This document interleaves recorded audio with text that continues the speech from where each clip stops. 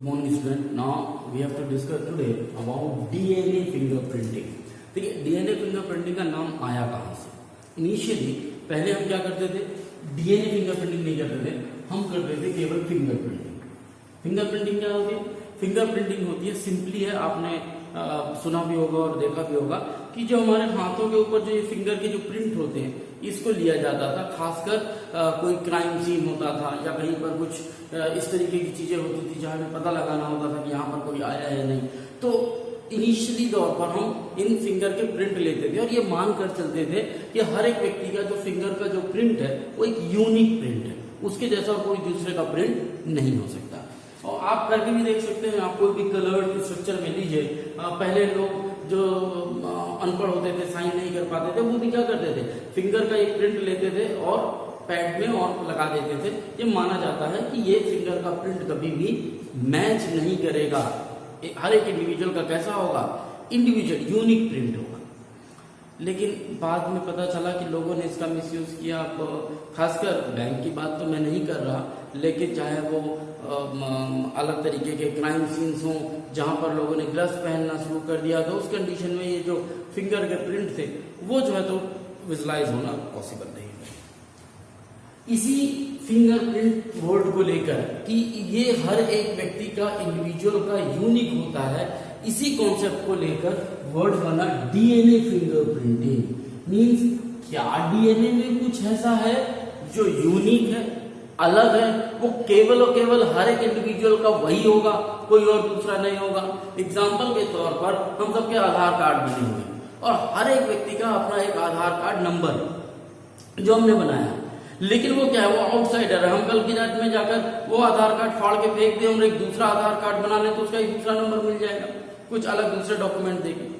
लेकिन हमारे जो डीएनए है, हमारे डीएनए का ये जो आधार कार्ड है, ये जो यूनिक आइडेंटिफिकेशन नंबर है, ये चेंज होने वाला नहीं है. आ रही मेरी बात समझ? और ये हमारे रहते यही रहेगा. हाँ, मेरे के बाद मेरे आगे वाली जो जनरेशन है उसमें ये बदल सकता है, लेकिन मुझ में यही रहेगा यूनिक नंबर. और इसीलिए हमने शुरू किया क्या, डीएनए की फिंगरप्रिंटिंग करना. ये एक यूनिकनेस है. अब आप ये समझ जाइए, ये तो एक जनरलाइजेशन हुआ कि हमने क्यों डीएनए फिंगरप्रिंटिंग शुरू की, ताकि हम उस यूनिक आइडेंटिटी को यदि पकड़ लें तो हम आसानी से बता पाएंगे ये व्यक्ति यही है या कोई दूसरा है. और आगे हम क्लास पढ़ेंगे तो ये बात समझ में आ जाएगी. अभी तक जितनी हमने ह्यूमन जीनोम प्रोजेक्ट पढ़ा, हमने ह्यूमन जीनोम प्रोजेक्ट के थ्रू कहा कि 99.99% हम सबका जो जीनोम है वो कैसा है, सेम. ये हमने कहा. हम कितने परसेंट डिफरेंट है, केवल 0.1% हम क्या है, डिफरेंट. मीन्स मेरे में जो जेनेटिक सीक्वेंस है, आप में जो जेनेटिक सीक्वेंस है, वो सब कैसा है, 99.9% सेम. क्योंकि यदि ये 99.9% सेम नहीं होता तो जैसे मेरी दो आंखें हैं आपकी नहीं होती, दो कान मेरे हैं आपके नहीं होते, दो हाथ मेरे हैं आपके नहीं होते, तो ये 99.9% सेम होने के कारण ऐसा है. लेकिन मैं थोड़ा काला हूं, आप गोरे हैं, मैं थोड़ा छोटा हूं, आप लंबे हैं, ये जो छोटी छोटी डिफरेंसेस हैं या कुछ और भी डिफरेंसेस हैं, ये थोड़े बहुत वेरिएशन के कारण हैं जो इसी 99.9% के कारण आते हैं. लेकिन हम सबका 99, अब ये छोटा बड़ा होना क्या है, मीन्स मान लीजिए मेरे पास दोनों जीन मौजूद है, बड़े का भी जीन है, छोटे का भी जीन. या मान लीजिए मेरे पास बड़े का नहीं है, दोनों छोटे का है. आपके पास आपके फादर की तरफ से बड़ा मिल गया, इसलिए आप बड़े हो गए, मैं छोटा रह गया. अरे बात, मेरे मदर फादर के पास पता चला होगा कि मेरे फादर का जो है तो जीन ज्यादा आ गया, जिसके कारण मैं काला हो गया और बाकी कोई दूसरा गोरा हो सकता है. सो ये भी जो डिफरेंसेस है, ये भी किसके कारण, 99.9% के कारण. लेकिन ये जो दूसरे बचता है 0.1, ये हम सब में डिफर करता है, अलग अलग इंडिविजुअल में डिफर करता है. इसको कैसे पढ़ते हैं ये समझ जाइए. दरअसल यदि हमें डीएनए की बात करूं तो आप पाएंगे इस डीएनए में 99.9% डीएनए कैसा है, सिमिलर. मैंने सेम नहीं लिखा, मैंने सिमिलर लिखा. और 0.1% कैसा है, डिफरेंट. ये जो 99% जो सिमिलर डीएनए है, इस डीएनए को कहा जाता है बल्क डीएनए, या दूसरे शब्दों में कहा जाता है coding DNA. Coding DNA means यही वो डीएनए है, यही वो डीएनए का पार्ट है जो हमारे बॉडी के जितने भी फंक्शंस हैं उनको एक्सप्रेस करने के लिए, जितने भी जीन है हमारे बॉडी में उनको रेगुलेट करता है, या उसी का पार्ट है ये। चाहे हमारे बॉडी में प्रोटीन बन रहा हो, चाहे हमारे बॉडी में किसी भी चीज का फॉर्मेशन हो, एंजाइम का फॉर्मेशन हो, हार्मोन्स का फॉर्मेशन हो, सब किसके थ्रू हो रहा है? इसी 99.9% के। यानी यही क्या है? कोडिंग डीएनए, जो क्या है? बल्क में मौजूद। जो 0.1 है, जो डिफर कर रहा है, ये कहलाता है रिपीटिटिव डीएनए। ये क्या कहलाता है? रिपीटिटिव डीएनए, या दूसरे शब्दों में इसको हम कहते हैं नॉन कोडिंग। क्या कहते हैं इसको? Non coding DNA. मीन्स ये जो डीएनए है ये हमारे शरीर में किसी चीज को एक्सप्रेस नहीं करता, यानी इसके रहने और ना रहने का कोई मतलब नहीं है, लेकिन इसके बावजूद भी ये बड़ा इंपॉर्टेंट रोल प्ले करता है हमारी फिजियोलॉजी। अरे बस, तो ये कैसा है? नॉन कोडिंग है। कैसा है ये? Non coding. आप बाद में आगे चल के पढ़ोगे तो इसी रिपीटिटिव डीएनए को एक और नाम भी हम कहते हैं सैटेलाइट डीएनए। क्या बोलते हैं इसको? Satellite DNA. अब ये बताएंगे कैसे, तो आपको समझ में आएगा। कोई उस दिन मुझसे बात हो रही थी, जब किसी ने क्वेश्चन पूछा था सैटेलाइट डीएनए का, तो मैंने कहा था आगे आएगा तब मैं बात करूंगा। तो ये है सैटेलाइट डीएनए। तो यहाँ ये समझ जाइए कि 99.9% डीएनए कैसा है आपके पास? सिमिलर है। और यही डीएनए है जो आपके बॉडी में क्या करता है? कोडिंग डीएनए कहलाता है, या कोड करता है। मैं हूं, आप हो, या कोई और भी इंडिविजुअल हो, जो भी है, उन सब में 99.9% ये डीएनए है जो कि कोडिंग है, जो हमारे शरीर में अलग अलग चीजों के फॉर्मेशन के लिए रिस्पॉन्सिबल है। लेकिन जो 0.1 है वो कैसा है? हम सब में अलग अलग मिलेगा। और यही 0.1 जो है ये कैसा है? इसी को हम कहते हैं रिपीटिटिव डीएनए। रिपीटिटिव डीएनए को कहते हैं क्योंकि इसके जितने भी कोडॉन होते हैं ये बार बार क्या होते हैं? या बेस पेयर क्या होते हैं? रिपीट होते हैं। क्या होते हैं? रिपीट होते हैं। जैसे उदाहरण के तौर पर ACC ACC ACC like this. तो इस तरीके से ये क्या होते हैं? रिपीट होते जाते हैं बार बार, इसीलिए इनको हम कहते हैं रिपीटिटिव डीएनए या नॉन कोडिंग डीएनए, या और एक नाम आता है क्या? Satellite DNA. तो इस तरीके से इनको हम डिवाइड करते हैं। अब जहां तक रही बात, अब आपको यदि कहा जाए कि आपके पास किसी दो व्यक्तियों के डीएनए मौजूद है, आप उसमें कैसे पता लगाएंगे? तो स्वाभाविक है कि दोनों के 99.9% कैसे हैं? एक जैसे। तो जो एक जैसे हैं उनको देखने की तो कोई जरूरत नहीं है। बेहतर होगा हम कहां देखें? इस 1% में देखें, क्योंकि ये दोनों का कैसा है? डिफर है। तो हमको आसानी हो जाएगी देखने में, कि सेपरेट करने में, अलग करने में, कि ये इसका है, ये इसका है। आ रही मेरी बात समझ? आप ऐसा समझ लीजिए कि एक कॉपी पे पूरा का पूरा ब्लैक कलर से लिखा हुआ है, आ रही बात समझ, और कहीं एक आध जगह रेड पेन से लिखा हुआ है। तो यदि मैं ये कहूं कि आप मुझे कोई एक वर्ड बताइए जो ब्लैक कलर में लिखा हुआ है, तो उसको ढूंढने में आपको बहुत तकलीफ होगी। लेकिन यदि मैं कहूं कि जहां पर उस पूरे पेज में 8 या 10 जगहों पर रेड पेन से लिखा है, और मैं कहूं कि ये रेड में आपको ढूंढना है, तो आपको बड़ा आसान हो जाएगा।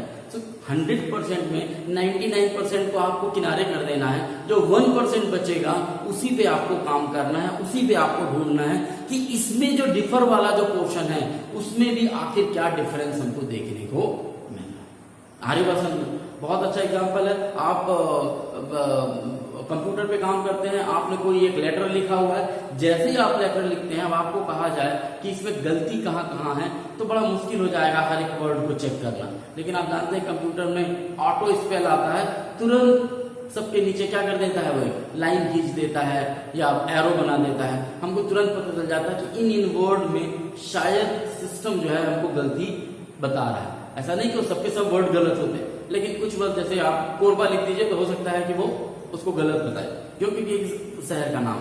लेकिन आपको उसमें आसानी हो जाती है। तो जो डिफर दिखता है उसमें आपको ढूंढने में क्या होगा? आसानी होगी। इसका परसेंटेज भी क्या है? बहुत कम।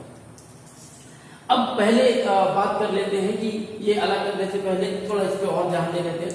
अब ये जो दोनों के दोनों डीएनए ये होगा कैसे, काम कैसे करेगा? दरअसल एनसीईआरटी बुक कहती है कि जब इस तरीके का डीएनए हो आपके पास, इसको यदि आप डेंसिटी ग्रेडियंट सेंट्रीफ्यूगेशन करें, याद होगा हमने एक बार किया था N14 और N15 में हमने सीसियम क्लोराइड सॉल्यूशन में density gradient centrifugation. Density gradient centrifugation क्या होता है, डीएनए को लेके बड़ी तेजी से घुमाते हैं, तो जो बल्क डीएनए होता है या जिसका मॉलिक्यूलर वेट ज्यादा होता है वो एक तरफ आ जाता है, और जो बाकी बचा होता है 0.1 वो एक तरफ से आ जाता है। तो जब आप डेंसिटी ग्रेडियंट सेंट्रीफ्यूगेशन करेंगे तो आपको इस तरीके से दो पीक दिखाई देंगे, समझ में आ रहा? तो ये जो पीक होता है ये कौन सा वाला होता है, बल्क डीएनए वाला, और ये वाला जो पीक बनता है वो कौन सा होता है, सैटेलाइट डीएनए। मेरी बात समझ में आ रही? तो अब आसानी से हम इसको काट के अलग कर देंगे, इसको हटा देंगे, और इस पोर्शन को लेकर हम आगे का काम करेंगे, क्योंकि डीएनए बहुत बड़ा, उतने बड़े डीएनए को हम पूरे को लेकर उसमें ढूंढना शुरू करें तो कोई मतलब नहीं। तो सपोज कीजिए कि हमारे पास एक बड़ा सा डीएनए है, इस बड़े डीएनए को हमने क्या किया, सेंट्रीफ्यूगेशन किया। सेंट्रीफ्यूगेशन में हमने पाया कि मान लीजिए ये वाला पोर्शन और ये वाला पोर्शन, ये बाकी इतना पोर्शन, ये और ये सब का सब क्या हो गया, बल्क डीएनए में चला गया। तो ये जो छोटा पोर्शन था ये हमारे पास आ गया। अब हम इसी को हम इस पे काम करना है। तो हमने क्या किया, सबसे पहले डेंसिटी ग्रेडियंट सेंट्रीफ्यूगेशन किया, जिसमें बल्क डीएनए और 0.1 डिफर डीएनए है या non coding repetitive DNA sequences हैं, उनको हमने क्या कर लिया, सेपरेट कर लिया। इतनी बात समझ में आ गई? यहां तक कोई डाउट? नॉर्मली अब जब हमने बल्क डीएनए तो हटा दिया, कोडिंग डीएनए तो उसको हटा दिया, वो हमारे किसी काम का नहीं, उसको हमको पढ़ने की जरूरत नहीं है। मतलब डीएनए फिंगरप्रिंटिंग में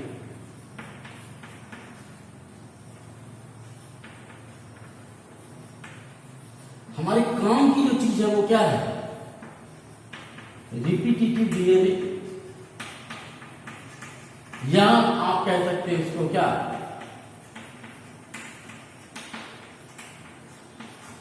सैटेलाइट डीएनए, जिसको हम क्या कहते हैं, सैटेलाइट डीएनए, जो बाय नेचर कैसे हैं, नॉन कोडिंग। मींस ये किसी भी प्रोटीन का, ये किसी भी इंफॉर्मेशन की कोड नहीं करते, मतलब जस्ट ये मौजूद है, पड़े हुए हैं, दैट्स ऑल। अब ये जो सैटेलाइट डीएनए है, ये सैटेलाइट डीएनए दो प्रकार के, कौन कौन से, मिनी सैटेलाइट और माइक्रो सैटेलाइट।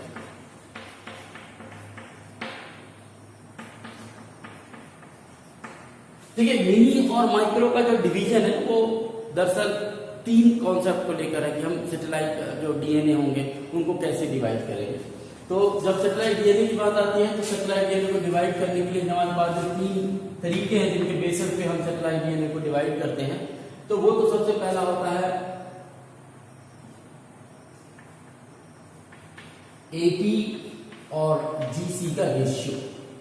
ये रेशियो कैसा है, एटी का रेशियो ज्यादा है, जीसी का रेशियो ज्यादा है, इस रेशियो को ध्यान में रखते हुए हम मिनी और माइक्रो सैटेलाइट को डिवाइड करते हैं। दूसरा copy number of repeat, copy number of repeat. Copy number of repeat का मतलब जैसे मैंने पहले ही कहा रिपीटेटिव डीएनए है, जैसे मान लीजिए AGCT AGCT AGCT AGCT, ये क्या हो रहा है, ये चार जो है, ये चार कोड जो है नाइट्रोजनस बेस जो है, तो क्या हो रहे हैं, बार बार रिपीट हो रहे हैं। तो ये कितनी बार रिपीट हो, जैसे यहाँ पर 1 2 3 बार रिपीट हुआ, तो कॉपी नंबर ऑफ रिपीट, कितनी बार ये रिपीट हो रहा है, ये कॉपी नंबर आ रही बात। और तीसरा होता है क्या, लेंथ। लेंथ का मतलब होता है कि जैसे ये कॉपी नंबर है वो उसकी लेंथ क्या है, 4 नाइट्रोजनस बेस। आ रही बात। यदि मैं बात करूं ऐसा ACC ACC ACC, तो यहां पर जो रिपीट हो रहा है उसका नंबर कितना है, सॉरी 3, मतलब कहते हैं ना कि जैसे AGGGC, तो ये 5-6 हो गए, तो 6 बार बार रिपीट हो रहे हैं, यही कोड 6 के 6 कोड बार बार रिपीट हो रहे हैं। तो ये 3 चीजों को ध्यान में रखा जाता है।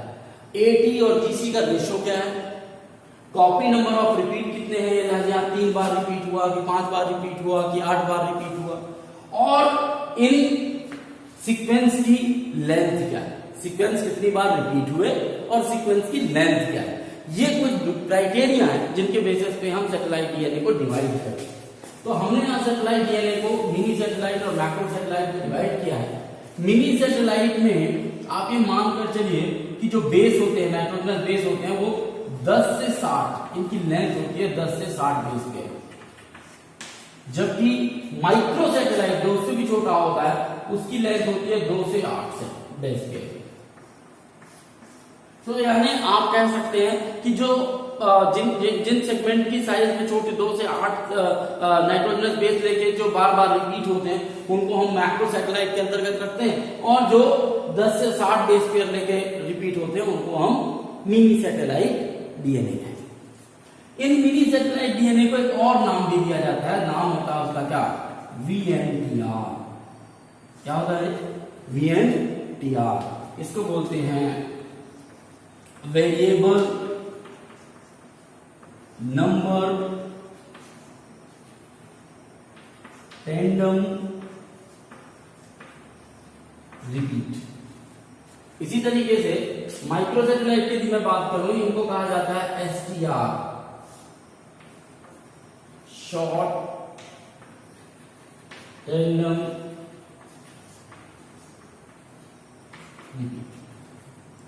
यहाँ ये दिमाग में रख लीजिए, फिलहाल जो आप डीएनए फिंगरप्रिंटिंग पढ़ेंगे उसमें हम VNTR का यूज करेंगे, STR का यूज हम नहीं करते। या यूं कह लीजिए कि शुरुआती दौर में डीएनए फिंगरप्रिंटिंग में हम VNTR का यूज करते हैं, क्योंकि इसमें प्रूफ बड़े होते हैं। हालांकि अब आजकल STR भी यूज होने लगा है, नई टेक्निक्स आ गई हैं तो वो भी यूज होता है। बट इनिशियली अगर हम बात करते हैं डीएनए फिंगरप्रिंटिंग की, तो वहां पर हमने क्या यूज किया, वेरिएबल नंबर टैंडम रिपीट्स को ही यूज किया। अब ये आता है कि VNTR क्या है, वेरिएबल नंबर टैंडम रिपीट्स क्या है, ये जानना भी हमको जरूरी है, क्योंकि दरअसल इन्हीं मिनी सैटेलाइट्स को ध्यान में रखते हुए हम पूरी डीएनए फिंगरप्रिंटिंग की बात करेंगे कि कैसे डीएनए फिंगरप्रिंटिंग हम कर पाते हैं। तो ये याद रखिएगा, सैटेलाइट डीएनए जिसमें AT और GC के रेशियो को ध्यान रखा जाता है, कॉपी नंबर कितना रिपीट हुआ है इसको याद रखा जाता है, लेंथ, तो यहाँ देखिए आपने लेंथ के हिसाब से हमने मिनी एंड माइक्रो को डिवाइड कर दिया, और कॉपी नंबर के हिसाब से आप देखेंगे कि उसके हिसाब से हम डिसाइड करने की कोशिश करते हैं जब हम दो इंडिविजुअल्स के जेनेटिक प्रोफाइलिंग को कंपेयर करने का काम करते हैं। अब थोड़ा सा कॉन्सेप्चुअल चीजें पढ़ लेते हैं, फिर बाद में आएंगे VNTR के बारे में कि कैसे वो काम करता है। ठीक, सपोज करो ये हमारा डीएनए,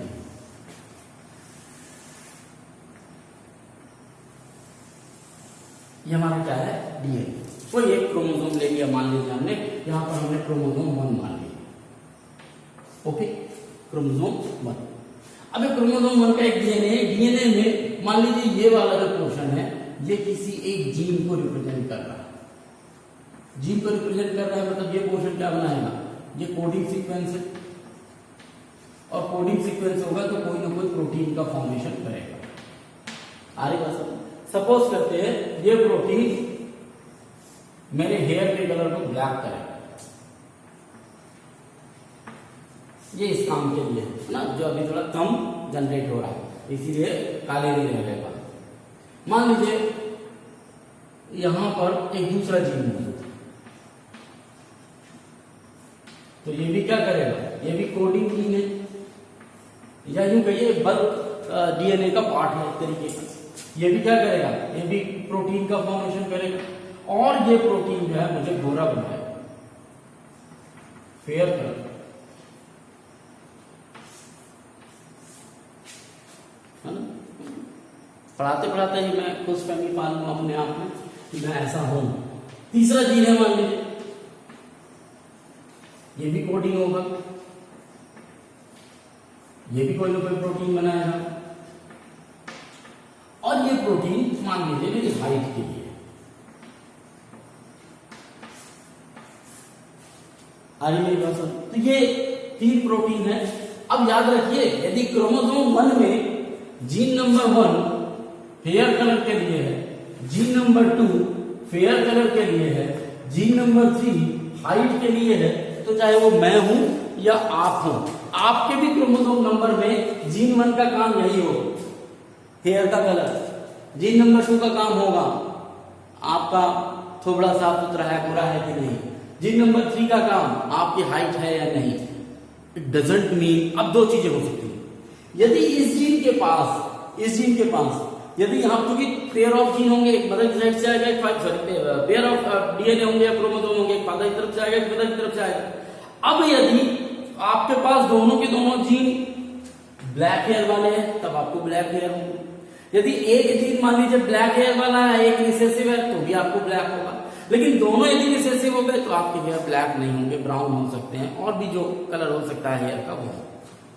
ठीक यही कंडीशन इसके साथ भी होगी, यही कंडीशन इसके साथ भी होगी।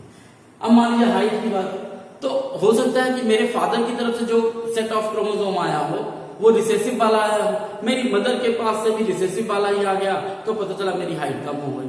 क्योंकि मेरे फादर की हाइट अच्छी है, तो हो सकता है यदि मेरे फादर की हाइट वाला या डोमिनेंट वाला जीन मेरे पास आया होता तो मेरी हाइट क्या होती, ज्यादा होती। बट चाहे वो मेरी माँ हो या मेरे पिताजी हो, क्रोमोसोम नंबर 1 में जीन ये यदि एक सिंपल एक स्टेटमेंट ऐसा नहीं कि ऐसा ही होता है, ये मैंने एग्जांपल के तौर पर लिया कि यदि मान लीजिए ये डीएनए मैं ले रहा हूं जो क्रोमोसोम 1 का है, और ये मानकर चलूं कि इस क्रोमोसोम में 3 जीन मौजूद हैं, तो यदि मेरे में क्रोमोसोम 1 से हेयर कलर, बॉडी कलर और हाइट के जीन उसमें मौजूद हैं, तो आप समझ जाइए कि वो मेरे फादर में भी होंगे, मेरे मदर के भी फर्स्ट क्रोमोसोम में यही जीन मौजूद होंगे, आप में भी यही जीन मौजूद होंगे। कहने का मतलब ये है कि यदि किसी भी एक इंडिविजुअल के एक क्रोमोसोम में जो जो जीन पहले से इवॉल्व होने वाले हैं, यानी कहिए कि जो जीन मौजूद है जिनसे किसी चीज का ट्रांसक्राइब होने वाला है, वो हम सब में एक जैसे, इसीलिए हमने कहा कि 99.9% क्या है, डीएनए सिमिलर। लेकिन इन जीन के बीच में कुछ ऐसे सीक्वेंस भी मौजूद हैं जो कैसे हैं,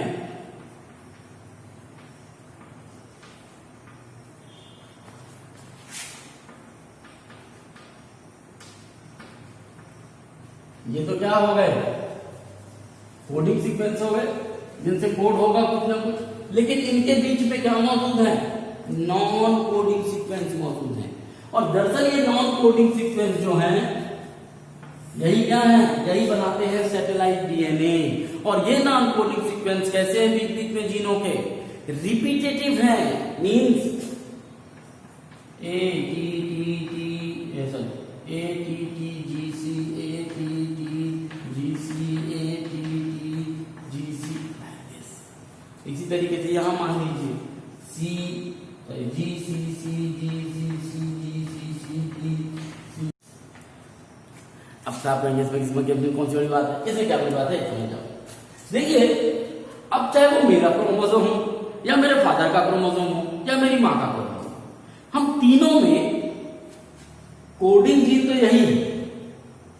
पर जब मैं नॉन कोडिंग जीन की मैं बात करता हूं तो अब ये नहीं पता मुझे कि ये वाला पोर्शन कहां से आया है, मेरी माँ साइड से आया है या मेरे फादर साइड से आया है, तो होगा तो यही एटीजीसी एटीटीजीसी एटीटीजीसी, ये मेरे माँ में भी होगा, मेरे पिताजी में भी होगा, लेकिन इनके नंबर वेरी करेंगे। हो सकता है उदाहरण के तौर पर मेरे फादर के पास, या मैं थोड़ी देर बाद बताऊंगा, यहां जगह नहीं मुझे। इसी तरीके से यहां पर मेरी माँ के पास भी देखोगे तो यही जो सेगमेंट है यही रिपीट होगा, यानी GCC GCC GCC GCC GCC वहां भी रिपीट होगा। ये डिफर कर सकता है, यदि मेरे बॉडी में ये 5 बार रिपीट हुआ है तो देखना पड़ेगा माँ की बॉडी में भी 5 बार रिपीट हुआ है या नहीं, या कहीं ऐसा तो नहीं कि फादर की बॉडी में 5 बार रिपीट हुआ हो। ये मेरी बॉडी में यदि मेरे 3 बार रिपीट हुआ है तो देखना पड़ेगा कि ये मेरे फादर के बॉडी में भी 3 बार रिपीट हुआ है या नहीं। दरअसल यही जो रिपीटेड सीक्वेंस हैं इन्हीं को हम कहते हैं वर्ड VNTR। क्या कहते हैं, VNTR। क्या मतलब है VNTR का, VNTR का मतलब है वेरिएबल, वेरिएबल मतलब वेरी करेगा। अब मैं फिर बता दूं, मैंने कहा ये 3 आए हैं, ये 5 आए हैं, थोड़ी देर बाद बताऊंगा कि ये मैं क्यों कह रहा हूं कि मेरे फादर में कुछ अलग हो सकते हैं, मेरी मदर में कुछ अलग हो सकते हैं। वो एक डायग्राम के थ्रू बताऊंगा, एक सिंपल एग्जांपल से, तो समझ में आ जाएगा। सपोज करते हैं कि ये मेरे में 3 है और 5 है। हाँ, मेरे में भी 3 5 है, तो ये केवल मेरे पास है, दूसरे के पास नहीं होंगे। आ रही मेरी बात से? तो ये 3 5 बात मान लीजिए ये वेरिएबल, फिर आएगा क्या? नंबर।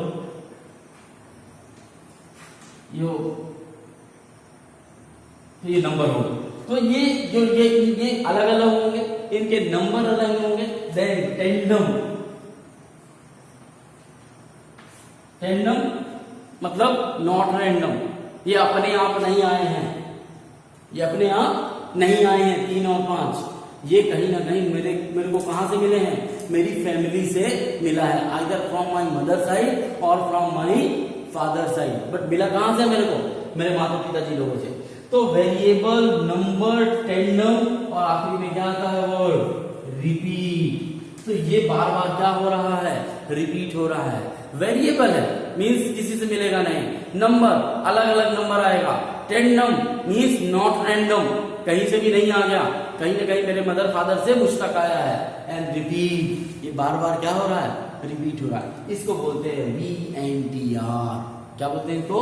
VNTR, जो मिनी सैटेलाइट का को फॉर्म करता है, या जिससे हम DNA फिंगरप्रिंटिंग पढ़ने वाले हैं। अब ये देखते हैं कि सर ये कैसे आपने कहा कि 3 होगा या 5 होगा और ये डिफर होगा, इसके बारे में बात करते हैं। चलिए, मैंने एक डायग्राम बना रखा हुआ है, थोड़ा सा टाइम लगता है इसलिए मैंने ये देखिए डायग्राम बनाया है, जिसमें मैंने यहाँ फादर और मदर के क्रोमोसोम दिखा रहा हूँ। ठीक, आगे समझ जाइएगा। अब ये पेयर में है, ये एक सिंगल क्रोमोसोम का स्ट्रक्चर है, ये एक सिंगल क्रोमोसोम है, दोनों क्रोमोसोम नंबर 1 क्रोमोसोम नंबर 1 है। अरे बात सुन, क्योंकि आपको पता है 2 क्रोमोसोम कैसे होंगे? पेयर में मौजूद होंगे। तो ये फादर के पहले क्रोमोसोम का सेट है, ये मदर के पहले क्रोमोसोम का सेट है। ठीक, ये बात ध्यान रखिए कि फादर में एक क्रोमोसोम उनकी मां की तरफ से आया है और एक क्रोमोसोम उनके फादर की तरफ से आया है। इसीलिए ये दोनों क्रोमोसोम भी आपस में एक दूसरे के आइडेंटिकल नहीं होंगे, केवल क्या होंगे? सिमिलर होंगे। और सिमिलर होने का मतलब ये जो पहला वाला जीन है, ये फादर के क्या किसका काम करेगा? मैंने अभी थोड़ी देर पहले बताया था कि ये हेयर कलर को आइडेंटिफाई करेगा। ये जो दूसरा वाला जीन था, ये फादर के कलर को डिफाइन करेगा कि वो गोरे होंगे कि काले होंगे। ये मेरे फादर के हाइट को डिफाइन करेगा। अब यदि मदर की तरफ से ब्राउन कलर हेयर वाला जीन आया होगा, फादर की तरफ से ब्लैक कलर की तरफ वाला आया होगा, ऐसी कंडीशन में अब ये दोनों कंबाइन होकर जो भी कलर का फॉर्मेशन होगा वो यहाँ शो करेगा। किसके में? मेरे फादर के। तो ये 3 तरीके के ये 2 पेयर है जीन के, क्रोमोसोम 1 और क्रोमोसोम 2 के, लेकिन जीन सब में क्या होंगे? एक जैसे ही होंगे। ठीक वैसे यहाँ पे भी होगा। ये मेरी मदर का जो है जीन, जो क्रोमोसोम है, ये एक उनकी माँ की तरफ से आया होगा, यानी मेरे नानी की तरफ से, और एक दूसरा उनके फादर की तरफ से आया होगा, जो मेरे नानू। अरे बस यहाँ ठीक उसी तरीके से मेरे फादर के पास एक जो क्रोमोसोम 1 है वो मदर की तरफ से आया, मेरी दादी की तरफ से, एक फादर की तरफ से मेरे दादू की तरफ से आया। तो इस तरीके से 2 सेट क्रोमोसोम आ गए। लेकिन चूंकि मां की तरफ से जो क्रोमोसोम आया है उसमें यहां देखिए जो रिपीट टेंडम थे, मैंने क्या लिखा था? रिपीट टेंडम AGC शायद GC लिखा था, शायद मैं याद नहीं आ रहा, सपोज करो यही है। तो ये देखिए कि मैंने कितना लिखा है यहाँ? 8, मतलब ये ATTGC यहाँ पर फादर में जो पहले क्रोमोसोम उसमें कितनी बार रिपीट हो रहा है? 8। पर जो फादर की तरफ से आया है मेरे पिताजी के पास, उसमें कितनी बार रिपीट हो रहा है?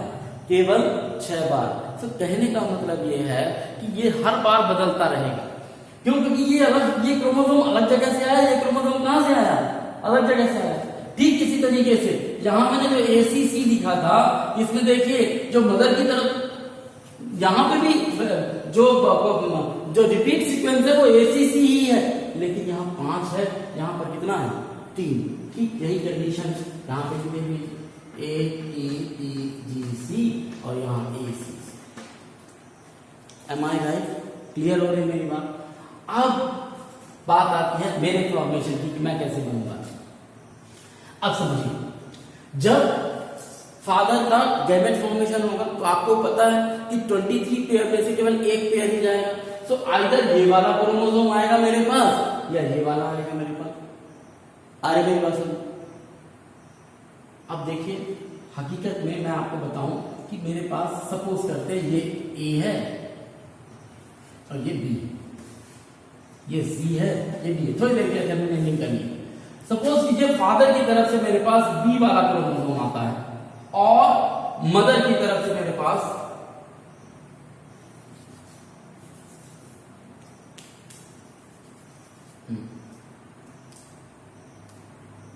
फादर की तरफ से मेरे पास ए वाला क्रोमोसोम आता है और मदर की तरफ से मान लो मेरे पास डी वाला क्रोमोसोम। ऐसे में होगा? नहीं होगा।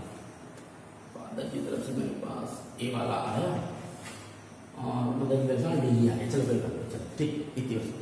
अब यदि ऐसा है तो क्या होगा? जो मेरा इंडिविजुअलिटी होगी वो क्या होगा? ये तो ये जीन यही रहेगा, ये मेरे फादर की तरफ से आया, ये मेरे फादर की तरफ से आया, ये जीन 1 है, ये जीन 2 है और ये जीन 3 है। और इनके बीच में 8 रिपीट है। यहां कितना रिपीट है? 5। जो मेरी मां की तरफ से आया है,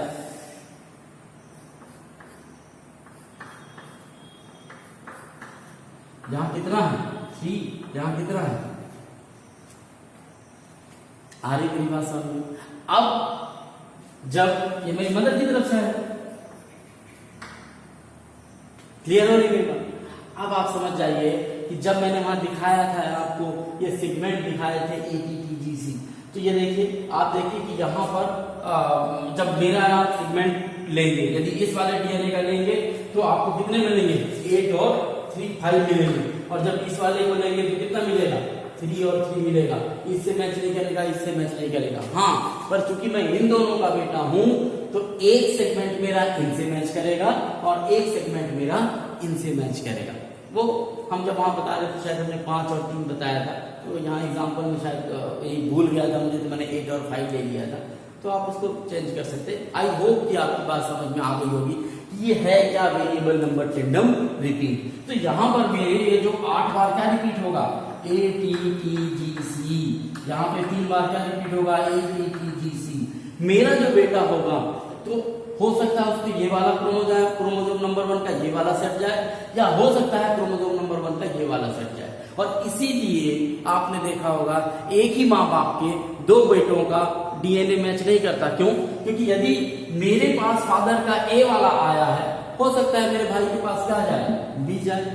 या हो सकता है मेरे भाई के पास फादर का ए ही आए लेकिन मदर का डी ना आके क्या आ जाए? सी आए। ये भी पॉसिबिलिटी है। और मान लीजिए कि एक क्रोमोसोम में दोनों एक जैसे आ भी गए तो दूसरे में नहीं आएंगे, तीसरे में नहीं आएंगे। 23 पेयर हैं, 23 के 23 पेयर में कहीं ना कहीं तो मिसमैच होगा। और इसीलिए बड़े आसानी से मैटरनिटी और पैटर्निटी पता चल जाती है, जिसके कारण हम डीएनए फिंगरप्रिंटिंग करते हैं। होप ये कॉन्सेप्ट क्लियर हुआ होगा। ये जो 8 और 5 लिखा है, मैंने इस सीक्वेंस की रिपीट नंबर लिखे। आ रही मेरी बात? और इसके नंबर यहां लिखे। क्यों?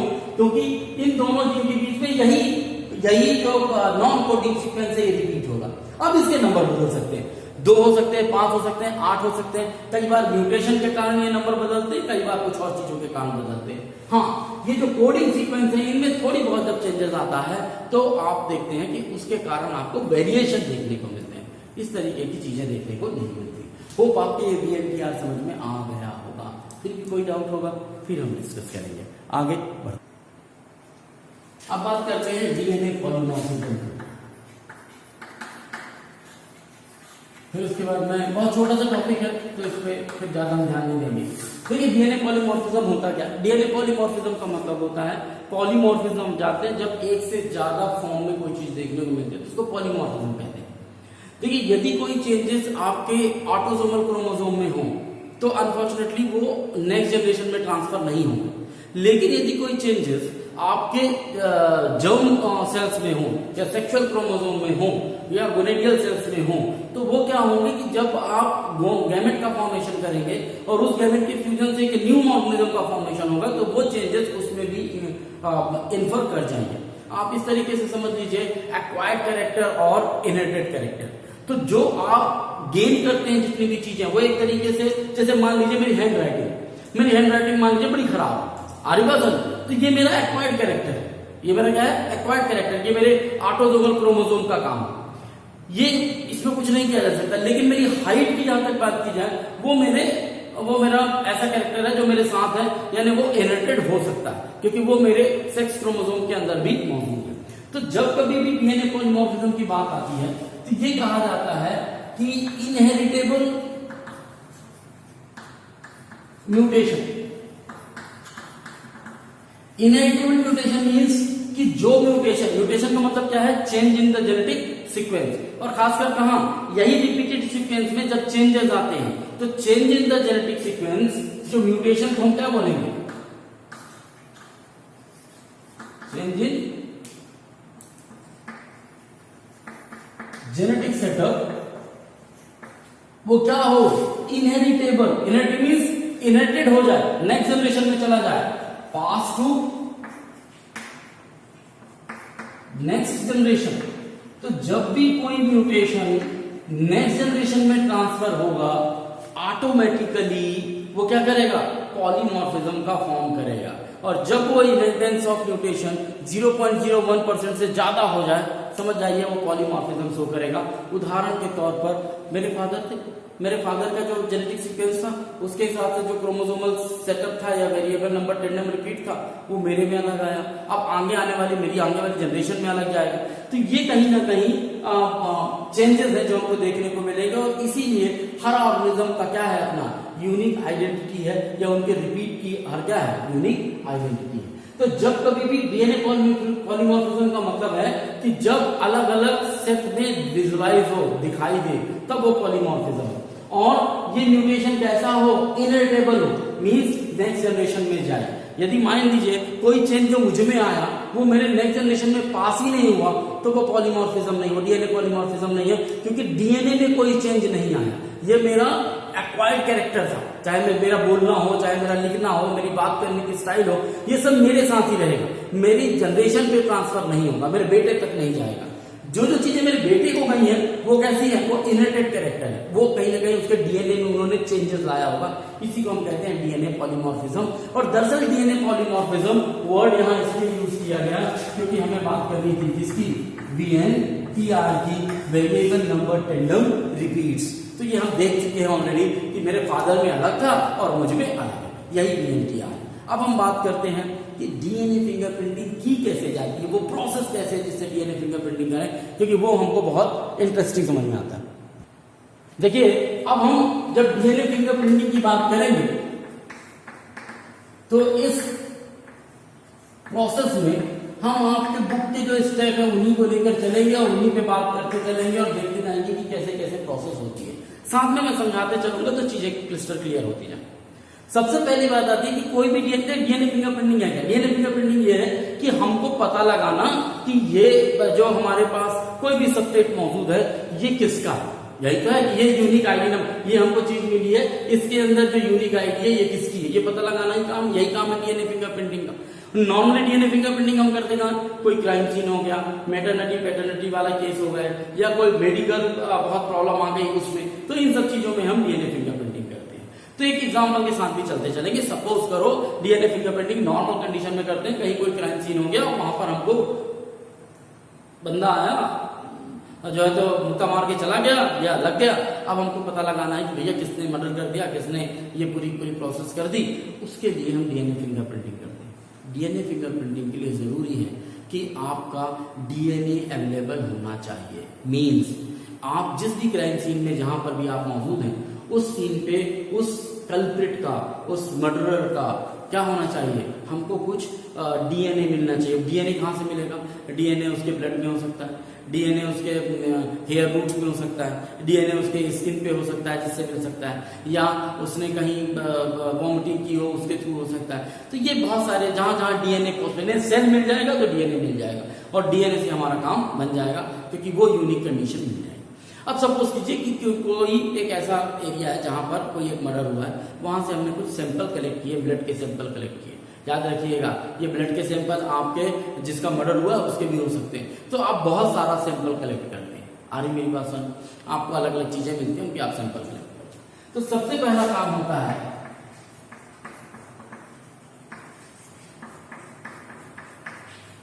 आइसोलेशन। तो सपोज कीजिए कि आपने एक क्राइम सीन से 5 अलग अलग सैंपल कलेक्ट किए, हो सकता है कि उसमें से 4 सैंपल किसके हों, जिसका खून हुआ है उसी के sample.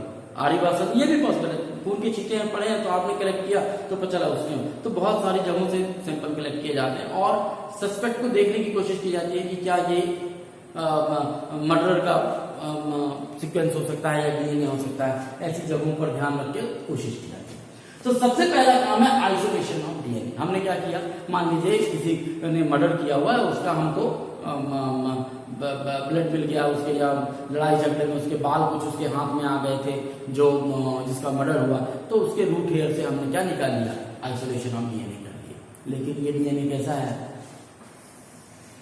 DNA is very vast, बहुत बड़ा है, बहुत लंबा चौड़ा है। इस डीएनए को पूरा का पूरा पढ़ना, इसमें ढूंढना बड़ा मुश्किल हो जाए। तो सबसे पहले जो हमको डीएनए मिला है, इस डीएनए को हमको क्या करना है, क्योंकि ये एक ही पीस डीएनए मिला है तो बहुत अच्छा होगा कि हम इसको क्या कर लें, इसके छोटे छोटे टुकड़े करें। जो कितना डीएनए, इतना बड़ा डीएनए हम नहीं पढ़ पाए। हमने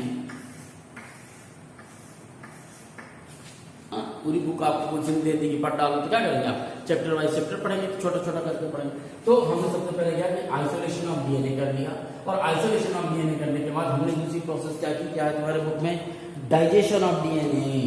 क्या किया हमने, डाइजेशन ऑफ डीएनए, यानी को डीएनए को हमने क्या कर दिया, फ्रेगमेंट्स में तोड़ दिया, fragmentation of DNA, fragmentation of DNA. ये किसके थ्रू करेंगे हम, ये करेंगे एक एंजाइम होता है जिसका नाम है रेस्ट्रिक्शन इंडोन्यूक्लिएजेस। मुझे नहीं पता, ये मॉलिक्यूलर सीजर है, बायोलॉजिकल सीजर भी कहते हैं इसको, जो डीएनए को अलग अलग पैलिंड्रोमिक सीक्वेंस पे काट सकती है। आरिबस बायोलॉजिकल, दूसरा नाम क्या है इसका, बायोलॉजिकल सीजर। मैंने शायद पिछली क्लास में भी ये डिस्कस किया है कि जिस तरीके से आप कपड़ा लेकर जाते हैं दर्जी के पास और कहते हैं इसका शर्ट बना दो, तो वो क्या करता है, कैंची से कपड़े को काटता है अपने हिसाब से ताकि उसको जोड़ के बना सके। ठीक वैसे ही डीएनए को काटने के लिए हम किसी कैंची का उपयोग नहीं करते, कुछ एंजाइम का यूज करते हैं, उनको क्या बोलते हैं, रेस्ट्रिक्शन एंजाइम या रेस्ट्रिक्शन इंडोन्यूक्लिएजेस। दूसरा नाम क्या है, बायोलॉजिकल सीजर, जो इस डीएनए को छोटे छोटे फ्रेगमेंट्स में काट देता। तो बड़े बड़े फ्रेगमेंट की जगह हमको क्या मिल गया, छोटे छोटे फ्रेगमेंट। अब जब ये प्रोसेस हो गई तो तीसरी प्रोसेस क्या करेंगे हम, तीसरी प्रोसेस है सेपरेशन ऑफ डीएनए फ्रेगमेंट। अब ये देखिए, जो आप सपोज कीजिए कि 1 मीटर रस्सी है, ठीक है ना, अब यहाँ किसी समझदार आदमी को काटा नहीं, आप एक छोटे बच्चे को बैठा दीजिए, फिर देखिए कोई 20 बड़ा कटेगा, कोई छोटा कटेगा, कोई और छोटा कटेगा, देन वो 50 पीस उसके काट के रख देगा। हाँ याद रखिएगा, रेस्ट्रिक्शन एंजाइम एक डिफाइन जगह पे ही कट करता है, ये बात जरूर है। लेकिन चाहे वो मेरा डीएनए हो, मेरा यदि क्रोमोसोम नंबर 1 लिया है, यदि मैंने एक ही रेस्ट्रिक्शन एंजाइम डाला है तो वो उन्हीं जगह से काटेगा जहां से उसने मेरे फादर के क्रोमोसोम 1 को काटा होगा। तो कहने का मतलब ये है कि जितने भी जो सेगमेंट बनेंगे वो एक ही यदि एंजाइम का यूज किया गया है तो सबके सेगमेंट तकरीबन बराबर बनेंगे। कैसे बनेंगे, एक जैसे बनेंगे, वो एक जगह से उसने कट किया होगा। तो ऐसी कंडीशन में अब हमारे बात आती है क्या, सेपरेशन ऑफ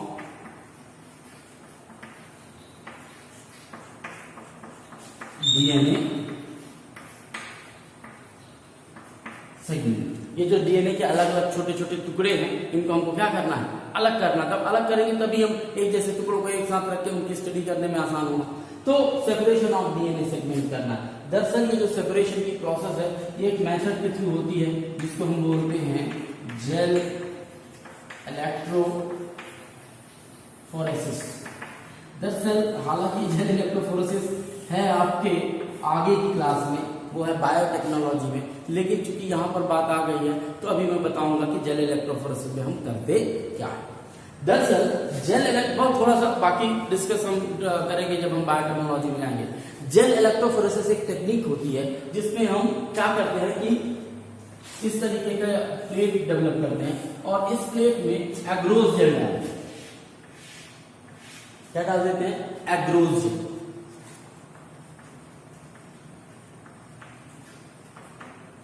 एग्रोज जेल आप ऐसा समझ लीजिए कि जैसे आपने मोम देखा होगा, मोम को गर्म कीजिए तो पिघल जाती है, ठीक वैसे एग्रोज जेल होता है, वो पिघल जाती है, उसको यहाँ प्लेट में डाल दिया जाता है और प्लेट में डालने के बाद थोड़ी देर बाद वो सूख जाती है, तो एक जेल लाइक स्ट्रक्चर बना रहता है। मतलब पूरी तरीके से नहीं सूखती बट एक जेल लाइक स्ट्रक्चर बन जाता है। इस जेल लाइक स्ट्रक्चर में हम क्या करते हैं? इलेक्ट्रिसिटी प्रोवाइड करते हैं। एक तरफ नेगेटिव चार्ज होता है, दूसरी तरफ क्या होता है? Positive charge. हम सबको पता है डीएनए कैसा है? नेगेटिव चार्ज है, तो ऑटोमेटिकली जो नेगेटिव चार्ज होगा वो किसकी तरफ मूव करेगा? पॉजिटिव चार्ज की तरफ मूव करेगा। और उससे पहले हम क्या करते हैं कि इस एग्रोज जेल में थोड़े थोड़े क्या बना लेते हैं? ऐसे वेल बना लेते हैं। वेल मतलब गड्ढे बना लेते हैं। क्या कर लेते हैं? गड्ढे बना लेते हैं छोटे छोटे। इन गड्ढों में हम क्या किसको रख देते हैं? डीएनए को रख देते हैं। जैसे ही गड्ढे में डीएनए को रखते हैं और इलेक्ट्रिक करंट पास करते हैं तो क्या होता है कि जो डीएनए के जो छोटे छोटे टुकड़े, जो लो मॉलिक्यूलर वेट वाले टुकड़े होंगे, लो मॉलिक्यूलर वेट, और जिनका हाई मॉलिक्यूलर वेट रहेगा वो इसी तरफ रह जाएंगे। मतलब इस तरीके से समझ लीजिए स्विंग इफेक्ट होता है। जैसे आप चलनी से छानते हैं ना, तो छोटी छोटी चीजें होती है या चाय होती है, वो लिक्विड होती है, नीचे चली जाती है, चाय पत्ती ऊपर रह जाती है। दरअसल ये एग्रोज जेल क्या करता है, जो यहाँ डीएनए के आपने फ्रेगमेंट डाल के रखे हुए हैं, ये जैसे करंट पास होता है तो जिनका लो मॉलिक्यूलर होता है वो छनते हुए स्विंग इफेक्ट होते हुए तेजी से आगे की तरफ बढ़ते हैं, जबकि जो उससे बड़े पीस होंगे वो क्या रह जाते हैं? पीछे रह जाते हैं। अब यहाँ ये समझ जाइए आप कि ये ठीक उसी तरीके से इसको सेपरेट कर रहा है कि जैसे मान लीजिए मेरे में दो जीन के बीच में जो सेगमेंट था, जो नॉन कोडिंग सेगमेंट था, यदि मेरे में वहां पर 5 जो है तो रिपीटेड यूनिट थे और दूसरे के में 3 रिपीटेड यूनिट रहे होंगे, या मेरे ही 2 क्रोमोसोम थे, यहाँ दिखाई दे रहा, हाँ सपोज कीजिए ये था, ये था, सपोज करो एक जीन ये है, एक जीन ये है, मेरे 2 क्रोमोसोम होंगे भाई, मेरा 2 क्रोमोसोम नंबर 1 में 2 क्रोमोसोम का सेट होगा मेरा। तो 2 क्रोमोसोम में मान लीजिए यहाँ पर मेरी जो रिपीटेड यूनिट थी वो 8 थी और यहाँ पर रिपीटेड यूनिट कितनी है? 3 है। तो आप पाएंगे कि है तो वही सेगमेंट, लेकिन ये 8 होने के कारण बड़ा हो गया और ये 3 होने के कारण क्या हो गया? छोटा हो गया। तो ये सेगमेंट आगे की तरफ बढ़ जाएगा और ये सेगमेंट पीछे की तरफ रुक जाएगा। नहीं समझ में आया होगा तो और आगे की बात करेंगे तो समझ में आ जाएगा। इतना समझ लीजिए कि जेल इलेक्ट्रोफोरेसिस वो टेक्निक है जिसमें हम डीएनए के जो सेगमेंट होते हैं उनको साइज वाइज अलग करने की कोशिश करते हैं। आ रही बात समझे? छोटे सेगमेंट लास्ट में चले जाते हैं, बड़े सेगमेंट वहां तक नहीं जा पाते, या यूं कहिए कि जालियां लगी हुई हैं तो जो छोटे सेगमेंट होते हैं उन जालियों को पार करते हुए आगे चले जाते हैं, बड़े वाले सेगमेंट एक आध जाली पार करके रुक जाते हैं। इस तरीके की प्रोसेस है। तो आप देखेंगे कि यहाँ पर ये डीएनए के सेगमेंट क्या हो गए? सेपरेट हो गए। लेकिन इन डीएनए सेगमेंट को आप देख नहीं सकते क्योंकि ये एक तो माइक्रोस्कोपिक होते हैं, बहुत छोटे होते हैं, और दूसरी आप विजुलाइज नहीं कर सकते। लेकिन ये तैर रहे होते हैं, इसमें एग्रोजेल में तैर रहे होते हैं। इस एग्रोजेल से इन डीएनए को कलेक्ट करना वो प्रोसेस कहलाती है साउथर्न ब्लॉटिंग। क्या कहलाती है? Southern blotting. यहाँ भर गया, मैं इसको हटा देता हूँ, तब शायद 4th पॉइंट दिखाता हूँ।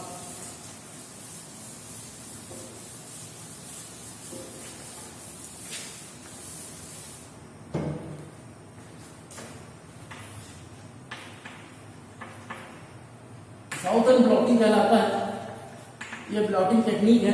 दरअसल हमको कलेक्ट करना है क्या? डीएनए। डीएनए कहां पर है? एग्रोज जेल में। एग्रोज जेल से हमको डीएनए चाहिए, तो हम क्या करते हैं, इसके ऊपर नाइट्रोसेलुलोज या नायलॉन की एक फिल्म उसके ऊपर रखते हैं। जैसे ही हम नाइट्रोसेलुलोज या नायलॉन की फिल्म रखते हैं तो इसके अंदर जो डीएनए फ्रेगमेंट होते हैं वो इसमें क्या हो जाते हैं? प्रिंट आ जाता है या चिपक जाते हैं। इस तरीके से हमारे पास आ जाता है। इस प्रोसेस को कहते हैं साउथर्न ब्लॉटिंग। तुम्हारे बुक के हिसाब से है ट्रांसफरिंग या blotting of separated DNA fragment so synthesize to synthetic membrane such as nitrocellulose और नाइलॉन। तो इस नाइट्रोसेलुलोज या नाइलॉन में हम क्या कर लेते हैं, ट्रांसफर ऑफ डीएनए सेगमेंट। हमने क्या कर लिया, हमने जो एग्रोस जेल में जो डीएनए थे उनको हमने नाइट्रोसेलुलोज में ट्रांसफर कर लिया। यहां तक कोई डाउट किसी को? सिंपल करना है, नाइट्रोसेलुलोज एग्रोस जेल को नाइट्रोसेलुलोज की जो फिल्म होती है उसको कैसे रखते हैं तो वो उसके ऊपर आ। अब एक बार अब हमारी ये जो शीट है इसमें जो है तो क्या नाम से सभी के सभी वो डीएनए सेगमेंट आ गए। हालांकि अभी आपको दिखाई नहीं दे रहे, कहां से उन्हें हमको नहीं दिया, तो ये सब आ गए लेकिन हमको दिखाई नहीं दे रहे। हमको क्या करना पड़ता है, इनका हाइब्रिडाइजेशन कराना पड़ता है। किसके साथ हाइब्रिडाइजेशन कराना पड़ता है? इनका हाइब्रिडाइजेशन हमको कराना पड़ता है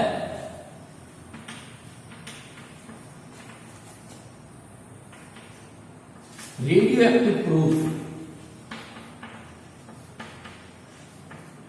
अब आप पहले ये क्या है, प्रोब का मतलब होता है कि जो किसी चीज को फाइंड आउट करने के लिए, जैसे स्पाई कैमरा हम छोड़ते हैं या कुछ चीज ड्रोन कैमरा छोड़ते हैं जिस चीज को पता, तो प्रोब कुछ उसी तरीके से होते हैं, लेकिन ये कैसे होते हैं, बाई नेचर रेडियो एक्टिव होते हैं। दरअसल प्रोब और कुछ नहीं है बल्कि ये जो डीएनए यहां पर आया है, आ रही मेरे पास, इनमें कौन, मान लीजिए सपोज कीजिए कि यहां पर जो रिपीटेटिंग यूनिट है, सपोज कीजिए रिपीटेटिंग यूनिट AGCT है सपोज करिए, तो अब इस डीएनए में AGTC है तो इसको पढ़ने के लिए इसका एंटीकोडॉन क्या होगा, TCGA, ये क्या होगा उसका, उसको पढ़ने वाला हो। अरे बस, तो सबसे पहले ये जो डीएनए आया है इसको डबल स्टैंडर्ड को हम क्या करते हैं, डीनेचर्ड करते हैं तो दोनों स्टेट, क्योंकि छोटे छोटे प्रोब होते हैं, छोटे छोटे डीएनए के सेगमेंट होते हैं तो आसानी से डीनेचर्ड हो जाते हैं, अलग हो जाते हैं। और इन्हीं अलग हुए डीएनए सेगमेंट को हमको चूंकि पता है कि हमने जो ये डीएनए सेगमेंट को यहाँ पर हमने नाइट्रोसेलुलोज में लिया है, सपोज कीजिए हमको पहले से पता है कि ये क्या है, इसमें सेगमेंट किसका रिपीटिशन हो रहा है, AGCT का हो रहा है, तो हम एक आर्टिफिशियल प्रोब बनाते हैं जिसमें क्या लगा देते हैं, ये है आर्टिफिशियल प्रोब हमारा रेडियो एक्टिव TCGA, इसको पढ़ने वाला, इसको एंटीकोडॉन वाला, और वो बाय नेचर कैसा होता है, वो रेडियो एक्टिव होता है या उसको रेडियो एक्टिव किया जाता है। तो जैसे ही इस प्रोब को हम इस सीट पे छोड़ेंगे और ये जो डीएनए जो डबल हेलिकल थे, चूंकि हमने उनको क्या कर दिया, डीनेचर्ड किया, तो वो अलग अलग हो गए। तो ये जैसे ही अलग अलग होंगे, ये जितने भी प्रोब है, क्योंकि ये TCGA है, तो ये जहां जहां TCGA मौजूद होगा वहां जहां जाके क्या हो जाएंगे, जुड़ जाएंगे। कुछ समझ में आ रहा नहीं? एक और एग्जांपल देखो तो ये बात समझ में। मान लीजिए हमारा डीएनए, ठीक, इस डीएनए में ये जीन होगा, ये जीन 1 को रिप्रेजेंट करेगा, ये जीन 2 को रिप्रेजेंट करेगा, ये जीन 3 को रिप्रेजेंट करेगा, ये जीन 4 को रिप्रेजेंट करेगा। इस बीच जो है तो क्या कहते हैं, बहुत सारे नॉन कोडिंग सीक्वेंस होंगे जो किसी चीज को कोड नहीं करते। मान लीजिए कि ये नॉन कोडिंग सीक्वेंस है। अब हमने जब क्या किया, तो सेंट्रिफिकेशन, हमने जब आइसोलेशन डीएनए किया उसके बाद हमने कट कर दिया। कट करने के बाद सपोज करो यहाँ से कट हुआ, यहाँ से कट हुआ, यहाँ से कट हुआ, यहाँ से कट हुआ, यहाँ से कट हुआ, तो अब क्या होगा कि जो ये नॉन कोडिंग सीक्वेंस है, हमको पता है, मान लीजिए कि इस नॉन कोडिंग सीक्वेंस में AGCT है और इस नॉन कोडिंग सीक्वेंस में क्या है, AGCT है।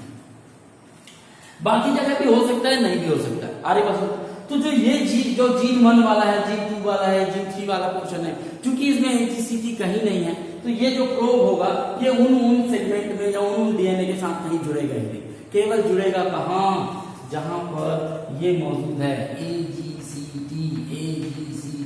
तो ये प्रोब क्या करेगा, जैसे ही ये सेपरेट होगा, ये प्रोब यहाँ पर आके क्या हो जाएगा, जुड़ जाएगा। ये प्रोब क्या होगा, यहाँ पर आकर जो, तो जहां जहां उस डीएनए, जैसे भाई मान लीजिए डीएनए बड़ा था, मैंने उसको काट दिया, काट के उसके जो डीनेचर किया था वो दोनों अलग अलग हो गए। अब जहां जहां पर AGCT मिलेगा पूरे के पूरे डीएनए में, वहां पर जाकर ये रेडियो एक्टिव प्रोब जो है तो क्या हो जाएगा, जुड़ जाएगा। क्योंकि डीएनए की खासियत है कि ये कैसे होते हैं, एक दूसरे के कॉम्प्लीमेंट्री होते हैं। कैसे होते हैं, एक दूसरे के कॉम्प्लीमेंट्री होते हैं, तो वो बड़े आसानी से उसके साथ क्या हो जाएगा, अटैच हो जाएगा, जुड़ जाएगा। और जैसे ही अटैच होगा जुड़ेगा, क्योंकि ये कैसा है, रेडियो एक्टिव, कैसा है, रेडियो एक्टिव। हमने क्या किया, hybridisation of radioactive probe किया, तो रेडियो एक्टिव प्रोब क्या हुआ, उन डीएनए के साथ जुड़ गया। जैसे डीएनए के साथ जुड़ा, हम तुरंत क्या करेंगे, एक्सरे पास करेंगे। और जब हम एक्सरे पास करेंगे तो रेडियो एक्टिव प्रोब हमको अलग से चमकने लगेगा, दिख जाएगा, हमको पता चल जाएगा ये वो प्रोब है या ये वो डीएनए के सेगमेंट हैं जिनमें वही सेगमेंट है एजीसीटी वाला लगा हुआ है। तो बड़े आसानी से वो चमकने लगेगा और हमको दिखाई देने लगेगा। बात समझ में आ रही? ये जो एक्सरे पास करने की प्रोसेस है, इसी को कहते हैं ऑटो रेडियोग्राफी। क्या कहते हैं इसको, ऑटो रेडियोग्राफी, यही कहलाती है। जिससे हमको पता चल जाता है, वो चमकने लगते हैं तो हमको दिखाई देने लगता है।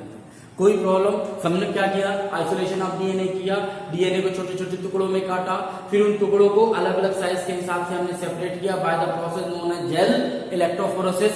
मैंने आपको जेल इलेक्ट्रोफोरेसिस में बताया कि एग्रोज जेल लेते हैं, उसमें वेल बनाते हैं, उनके ऊपर रखते हैं, नेगेटिव से पॉजिटिव की तरफ मूव कराते हैं। बाकी आप थोड़ी पढ़ोगे कहाँ, बायोटेक्नोलॉजी में पढ़ लोगे तो बहुत ज्यादा परेशान होने की जरूरत नहीं है। इतना कॉन्सेप्ट में रखो कि जेल इलेक्ट्रोफोरेसिस एक्चुअली में डीएनए को on the basis of size क्या करता है, सेपरेट करता है। जब उसने साइज के हिसाब से सेपरेट कर दिया तो साउथर्न ब्लॉटिंग की। साउथर्न ब्लॉटिंग तकनीक क्या होती है कि ये जो डीएनए अलग अलग हो गए हैं साइज के हिसाब से, उनको किसी फिल्म में ले लेना। तो हमने नाइट्रोसेलुलोज या सेलुलोज की फिल्म पे उनको ले लिया, इसको साउथर्न ब्लॉटिंग कहते हैं। फिर वो जब हमने ले लिया, फिर हमने क्या किया, उनको डिनेचर करके और उनके ऊपर रेडियो एक्टिव प्रोब डाला। रेडियो एक्टिव प्रोब क्या होगा, वो डीएनए का सिंगल स्ट्रैंड डीएनए होगा जो कि किसी पर्टिकुलर सेगमेंट को रीड करता हो। तो जैसे हमने डाला तो वो जहां जहां एजीसीटी होगा वहां वहां जाकर प्रोब जुड़ जाएगा। तो वो जैसे जुड़ेगा तो हमको वो हाईलाइट हो जाएगा वो एरिया, बाकी एरिया हमको हाईलाइट नहीं होगा। जब हम क्या करेंगे, ऑटो रेडियोग्राफी करेंगे, यानी कि एक्सरेज पास करेंगे। बात आती है, ये तो ठीक है, पर इससे हमको कैलकुलेट कहां से मिलेगा, ये तो वो टेक्निक हुई जिससे हमने क्या किया, डीएनए को दिखने लायक बना लिया। अब हम एक एग्जांपल के थ्रू समझते हैं इसको यूज करते कैसे हैं एक्चुअली। देखिए यहां पर मैंने एक एग्जांपल बनाने की कोशिश की है ताकि आपको कॉन्सेप्ट समझ में आ जाए। मान लीजिए कि ये सैंपल हमको मिला है, या यहाँ जो हमने रखा है ये क्राइम सीन से हमने पाया है कि 2 सस्पेक्ट हैं जिनको हमको फाइंड आउट करना है कि इनमें से कौन सा है। अब इनकी संख्या 10 हो सकती है, 50 हो सकती है। अब चूंकि एग्जांपल लेना था तो मैंने 2 लिए। अब आप समझाने के लिए ताकि आपकी बात समझ में आ जाए। यहाँ पर मैं आपको 2 क्रोमोसोम दिखा रहा हूँ, लेकिन जब आप डीएनए प्रोफाइलिंग करते हैं या डीएनए फिंगरप्रिंटिंग करते हैं तो आप मैक्सिमम नंबर पे क्रोमोसोम ले सकते हैं, और सब मैकेनिकली या यूं कहिए कि मशीनों के थ्रू होता है, तो आप उसको बड़े आसानी से कर सकते हैं। मैंने यहाँ 2 क्रोमोसोम लेकर और समझाने की कोशिश की। यदि ये समझ में आ जाएगा तो बुक के अंदर आपका एक एग्जाम्पल दिया हुआ है जो मैटरनिटी और पैटर्निटी को बताता है, यानी कि माँ और पिता में से कौन इस बच्चे के ही माँ पिता हैं, ये फाइंड आउट करने के लिए किसका है ये बच्चा, इंडिविजुअल ए का है या बी का है, ये फाइंड आउट करने का जो एग्जाम्पल है बिल्कुल आसानी से समझ में आ जाए। सपोज कीजिए क्रोमोसोम 1 जो सैंपल मेरे को क्राइम सीन से मिला, वहां पर यदि मैंने देखा कि क्रोमोसोम 1 में मैं ये देख रहा हूं कि मान लीजिए इस तरीके का रिपीटेड सीक्वेंस है, यानी 5 बार कोई सीक्वेंस रिपीट हुआ है, जबकि उसी के दूसरे वाले में कितनी बार हुआ है, 9। आ रही बात समझ। जबकि क्रोमोसोम 2 की यदि मैं बात करूं तो एक रिपीटेड सीक्वेंस उसका 3 बार है और वही रिपीटेड सीक्वेंस उसका कितना है, 2 बार। क्योंकि यदि ये क्रोमोसोम 1 और 2 मैंने लिए हैं सैंपल से, तो मैं यहाँ पे भी 1 और 2 और 1 और 2 ही ले रहा हूँ, किसके, सस्पेक्ट के। तो मैंने यहाँ सस्पेक्ट 1 के लिए तो उसके भी 1 2 3 या इस तरीके के सेगमेंटेशन थे, ये रिपीट हो रहे थे जितनी बार, यहाँ मैंने सी का भी रख लिया। अब मैंने इनको फ्रेगमेंट काट लिया, डीएनए की फ्रेगमेंट काट लिया। अब काटने के बाद मैं क्या करूंगा, जेल इलेक्ट्रोफोरेसिस के थ्रू डिफरेंस करूंगा। अब आपको समझने के लिए समझिए कि होता क्या है। जेल इलेक्ट्रोफोरेसिस में क्या होता है कि मान लीजिए आपने यहाँ पे रखे ये सब के सब डीएनए के सेगमेंट, ये क्या होते हैं, नीचे की तरफ जाते हैं, यानी सबसे छोटा सेगमेंट सबसे आगे चला जाता है और सबसे बड़ा सेगमेंट सबसे पीछे रह जाता है।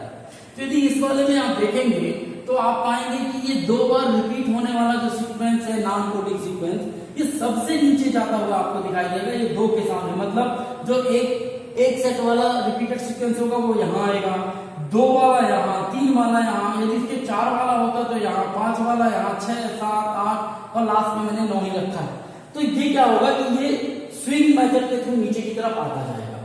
अब चूंकि यही भर क्यों दिख रहे हैं मुझे, बाकी और भी तो सेगमेंट कटे होंगे, लेकिन वो इसलिए नहीं दिखेंगे क्योंकि मैंने जो रेडियोएक्टिव प्रोब डाला है वो केवल ये जो रिपीट हो रहा है सेगमेंट, इसी को रीड करने के लिए डाला है। तो जब केवल वही सेगमेंट उन्हीं जगह पे आके जुड़ा होगा, बाकी यहाँ पे भी डीएनए का सेगमेंट है लेकिन मेरे को विजुअलाइज नहीं हो रहा। क्यों? क्योंकि उसमें वो रिपीटेड सीक्वेंस नहीं है जिसका मैंने प्रोब डाला हुआ है। तो इनमें मैंने प्रोब डाला था तो ये जाके यहाँ लगे, और जब उनकी जगह लगे तो ये देखिए यहाँ 2 पे एक मुझे विजुअलाइज होता हुआ स्टैंड दिखाई दे रहा है, एक 3 पे, एक 5 पे और एक 9। आ रही मेरी बात समझ? क्रोमोसोम छोड़ दीजिए आपकी वो पहले क्रोमोसोम की बात है या दूसरे क्रोमोसोम पर, मुझे ये सीक्वेंस दिखाई दे रहा है। जब मैं बी सस्पेक्ट को देखता हूं तो मुझे एक 3 पे दिखाई देता है, एक 4 पे दिखाई देता है, एक 5 पे दिखाई देता है, एक 6 पे। आ रही मेरी बात समझ? सस्पेक्ट सी की बात करूं तो यहाँ एक 2 पर, एक 3 पर, एक 5 पर और एक 9 पर दिखाई देता है। What does it mean? It mean कि जब आप इन दोनों तीनों डायग्राम को मैच करें तो आप पाएंगे कि 9 बार रिपीट होने वाला एक सेगमेंट यहाँ मौजूद है, यहाँ पर वो मौजूद नहीं है लेकिन यहाँ पर मौजूद है। मतलब जो, क्योंकि हमने पहले कहा था कि डीएनए फिंगरप्रिंटिंग में कोडिंग स्ट्रैंड की बात नहीं करेंगे, हम नॉन कोडिंग सीक्वेंस के ऊपर ध्यान देंगे। तो ये नॉन कोडिंग सीक्वेंस है जो कितनी बार रिपीट हुआ, 9 बार, इसमें भी मौजूद है, उसमें भी मौजूद है। फिर हम नीचे की तरफ चलते हैं, हम देखते हैं कि इसके पास 6 है लेकिन इसके पास तो 6 वाला है ही नहीं। फिर इसके बाद हम देखते हैं यहाँ पर जो हमको क्राइम सीन मिला उसके पास 5वां वाला भी है। यहाँ देखते हैं इसके पास भी 5वां वाला है लेकिन इसके पास भी 5वां वाला है। आ रही बात समझ? ऐसा भी पॉसिबल हो सकता है, इसके पास भी 5वां वाला है। फिर हम क्या देखेंगे और आगे बढ़ेंगे तो इसके पास 3 वाला है, इसके पास है क्या, यस, पर 3 वाले के पहले इसके पास और क्या है, ये 4 वाला, तो इसके पास नहीं है। लेकिन इसके पास आपको क्या देखने को मिलेगा, इसके पास आपको 3 वाला देखने को मिलेगा। फिर आप आ जाइए आखिरी में, आपको 2 वाला है, इसके पास 2 वाला नहीं है, 2 बार रिपीट होने वाला, जबकि इसके पास कितने वाला है, 2 बार रिपीट होने वाला है। इससे ये पता चलता है, इस तरीके से ये प्रोफाइलिंग मैच की जाती है कि ये जो सस्पेक्ट की जगह से पाया गया डीएनए है वो किससे मिलता है, क्राइम सीन से पाया गया जो डीएनए है वो सस्पेक्ट सी से मिलता है। इस तरीके से डीएनए प्रोफाइलिंग की जाती है। होप आपको कुछ समझ में आ गया होगा। आपका जो बुक का जो डायग्राम है वो भी सेल्फ एक्सप्लेनेटरी है, जहां पर एक चाइल्ड को number of repeat, tandem repeat दिया हुआ है क्रोमोसोम नंबर 7, 2 और 16 के साथ, और इसी तरीके से 2 पेरेंट बनाए हुए हैं ए और बी, और आप देखेंगे सी और ए और बी में कौन मैच करता है, उसके हिसाब से बड़े आसानी से समझ में आएगा। एक बार घर में करके देखिएगा। Still if there is any doubt I am with you. जब भी कोई डाउट होगा हम फिर बात करेंगे।